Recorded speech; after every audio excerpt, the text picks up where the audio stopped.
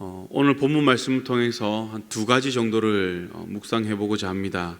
먼저는 사울을 통해서 진정한 회개가 무엇인가라는 것이고, 두 번째는 다윗의 모습을 통해서 또 하나님 주시는 승리의 모습을 우리가 한번 알아보도록 하겠습니다. 먼저 진정한 회개에 대해서 살펴보면, 오늘 사울의 모습을 보면 눈물도 있고 진실함도 있습니다. 그가 아무리 악하다 하더라도 지금 이 상황에서 흘리는 그의 눈물은 거짓이라고 말할 수가 없겠죠. 그런데 여기에서 빠진 부분이 하나 있습니다. 무엇이냐면 바로 자기 죄에 대한 자복이죠. 쉽게 이야기하기 위해서 다윗의 회개와 이 사울의 회개를 한번 비교해 봤으면 하는데요, 다윗이 밧세바를 범한 뒤에 그가 회개할 때를 보면 시편 말씀에서 그가 이렇게 이야기를 합니다. 내가 주께만 범죄하여 주의 목전에 악을 행하였사오니. 이 말을 보면 다윗이 우리아와 밧세바에게는 나는 범죄한 것이 없고 오직 하나님께만 범죄하였다라고 우리가 여겨질 수 있는데, 그런 의미가 아닙니다.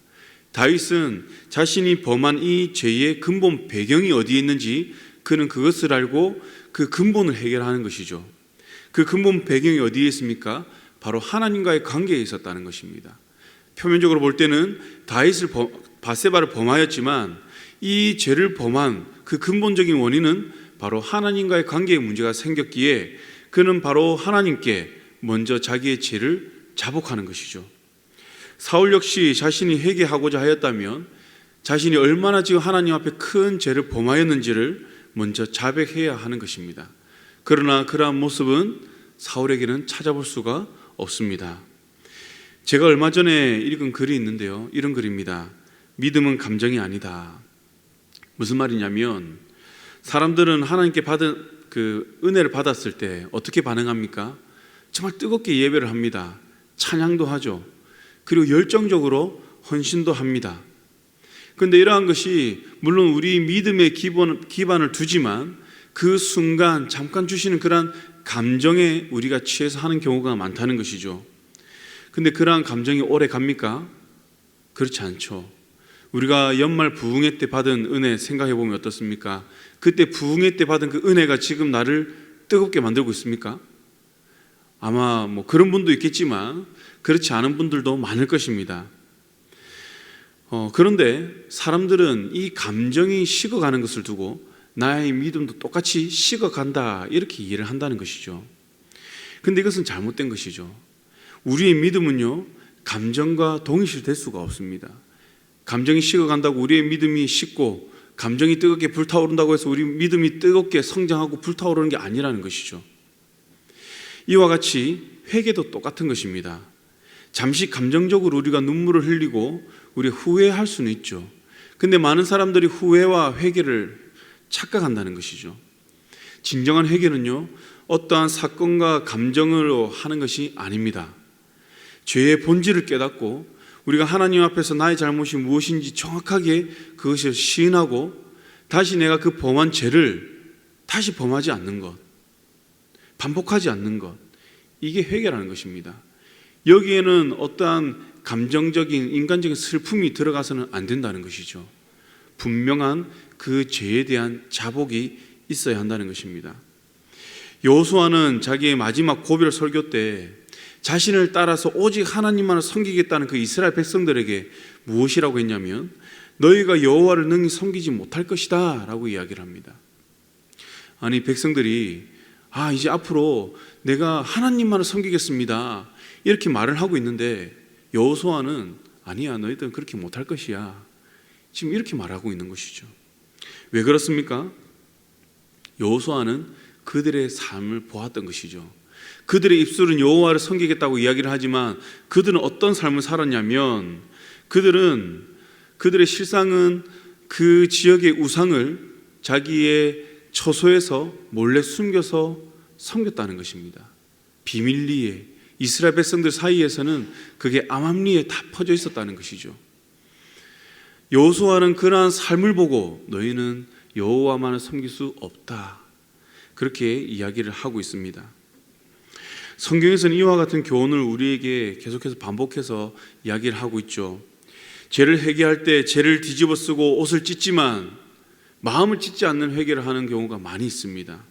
금식을 선포하고 곡기를 끊었지만 실생활에서는 사회적 약자를 압제하는 그러한 일을 서슴지 않는 것을 우리가 성경에서 볼 수 있다는 것이죠. 이러한 모습이 사람을 속일 수는 있을지 몰라도 하나님을 속일 수가 없습니다. 하나님께서는 오히려 선지자를 통해서 무엇이라고 합니까? 옷을 찢지 말고 너희의 마음을 찢어라 라고 가르치시죠.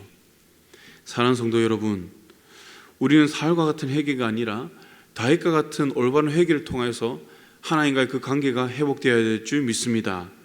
그래야 했을 때 하나님께서는 우리에게 약속하신 그 구원의 기쁨을 우리에게 부어주신다는 것이죠. 두 번째로는 하나님 주신 그 승리자의 모습인데요, 어제 다윗을 통해서 우리가 알아보았듯이 이 다윗은 사람 앞에서가 아니라 하나님 앞에 서서 그 믿음의 인내로, 그리고 하나님이 행하실 그때를 기다림으로 그는 승리하였죠. 그런데 이 승리를 하나님께서는 어떻게 확증을 지어주십니까? 다윗을 쫓는 그 원수의 입술을 통해서, 사울의 입술을 통해서 그것을 선포하게 하셨습니다. 사울은 하나님께서 다윗에게 선으로 갚으시기를 원한다라고 이야기를 합니다.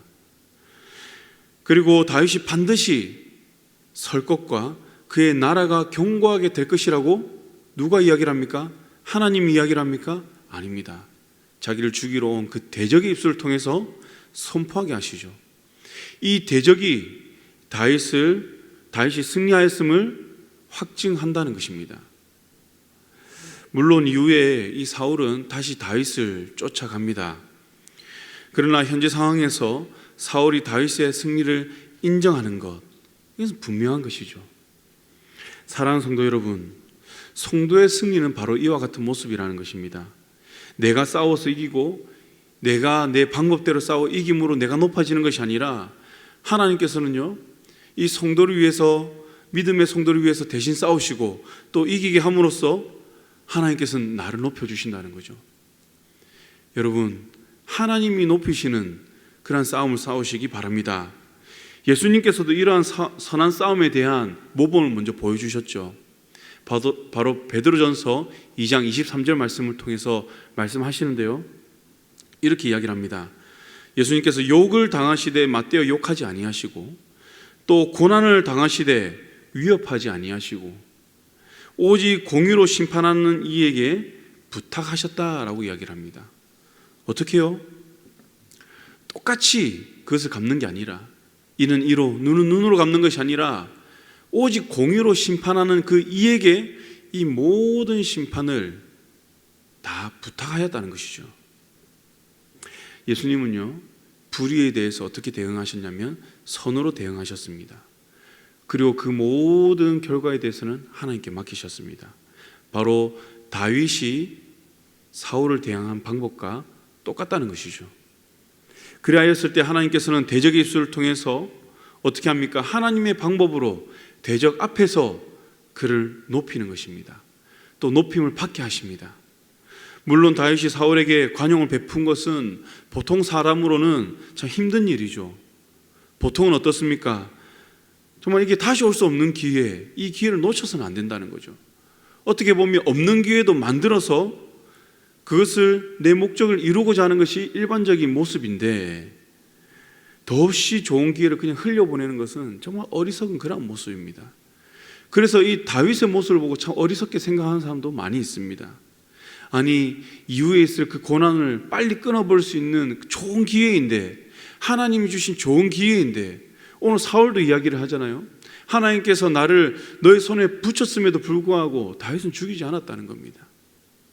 근데 그것을 흘려보내는 그의 모습, 참 어리석다, 뭐 그렇게까지 할 필요 있나, 이렇게 우리가 받아들이는데 그렇지 않죠. 다윗은 이 기회를 흘려보낸 것이 아닙니다. 보통 사람들과는 다른 방법으로 사용한 것이죠. 사람들의 기대에 만족시키는데 그는 이 기회를 쓰지 않았습니다. 바로 하나님을 기쁘시게 하는데 이 기회를 사용한 것이죠. 즉, 기회를 그냥 흘려보낸 것이 아니라 보통 사람들과는 다른 방법으로 충분히 그는 활용을 하였던 것입니다. 이를 위해서 다윗에게 필요했던 것은 무엇이었냐면, 바로 예수님의 말씀처럼 공의로 심판하는 이에게 이 하나님을 향한 변치 않는 이 믿음을 보이는 것이죠. 그리고 내 환경과 감정에 따라 변하는 신념이 아니라 바로 어떠한 고난과 불의와 감정에도 변하지 않는 그러한 믿음이 필요했던 것입니다.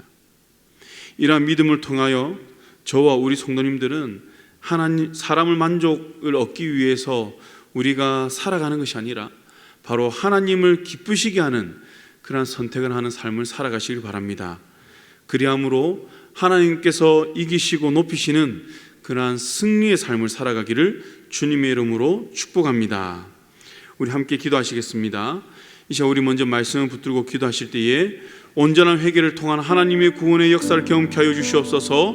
온전한 믿음으로 하나님께서 이기시고 높이시는 그 승리의 삶을 살아갈 수 있도록 주여 은혜를 다하여 주시옵소서. 또 우리 가정을 위해서 기도하시겠습니다. 믿음의 전수와 공유가 일어나게 하여 주시옵소서. 우리 자녀들에게 지혜와 명철을 다하여 주시옵소서. 또한 예수 그리스도로 중심으로 하나 되는 가정이 되게 하여 주시옵소서. 나라와 민족을 위해서 기도하실 때에 아버지 하나님, 우리 이 나라에 세우신 모든 위정자들에게 지혜와 명철을 다하여 주시사 우리 나라를 올바른 방향으로 잘 이끌어갈 수 있도록 은혜 다하여 주시옵소서. 하나님의 법에 반하는 법안이 통과되지 않도록 또 철회되도록 주여 은혜 다하여 주시옵소서. 또 북한 땅에 복음화가 이루어질 수 있도록, 복음 통일이 이루어질 수 있도록 성령의 역사여 주시옵소서. 우리 함께 기도하시겠습니다.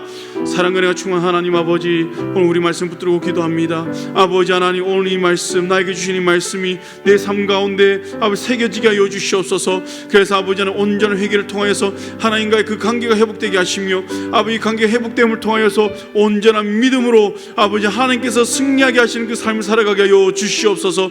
또한 아버지 하나님, 우리 가정을 붙들어 주시옵소서. 예수 그리스도 중심으로 하나 되는 가정 되게 하시고 아버지 우리 자녀들에게 믿음의 전수와 공유가 일어나게 하여 주시옵소서.